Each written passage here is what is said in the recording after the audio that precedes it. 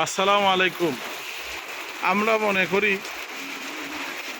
যে বড় বড় পদে কাজ করলেই মানুষ সম্মানী হয়ে যায়। বিষয়টা সম্পূর্ণরূপে ভুল ধারণা। কর্ম কোনোটাই ছোট নয়।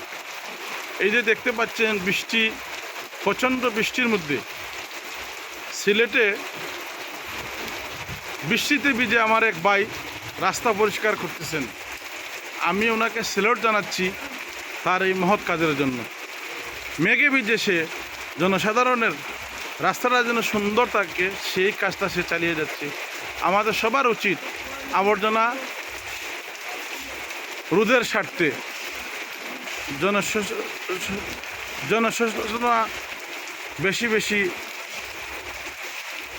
নিজেদেরকে সচেতন করা, আবর্জনা যথাযথ না ফেলানো, নিজে সতর্ক হওয়া, অন্যকে সতর্ক করা যে রাস্তাঘাটে যেন আমরা ময়লা না ফেলাই। ডাস্টবিন জায়গায় জায়গায় আছে, সেই ডাস্টবিনে যেন আমরা ময়লাগুলো ফেলি।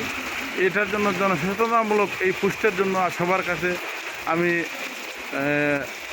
মতামত কামনা করছি। সুন্দর মতামত আপনারা দিবেন। আমার এই ভাই দেখতে পাচ্ছেন বৃষ্টির মধ্যে, অত্যন্ত বৃষ্টির মধ্যে সে রাস্তার মধ্যে, গভীর রাত, এখন প্রায় 3টা বাজে, এই গভীর রাত্রিতে সে রাস্তা দিতেছে, রাস্তাকে পরিষ্কার করতেছে বৃষ্টির মধ্যে বেজে।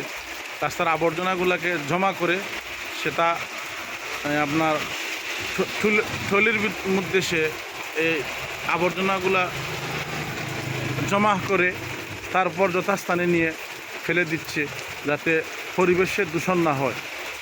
পরিবেশ যাতে দূষণ না হয়, আমার এই ভাইটি বৃষ্টির মধ্যে ভিজে সেই কাজটা, গুরুত্বপূর্ণ একটি কাজ করে যাচ্ছে। লা হাওলা ওয়ালা কুওয়াতা ইল্লা বিল্লাহ।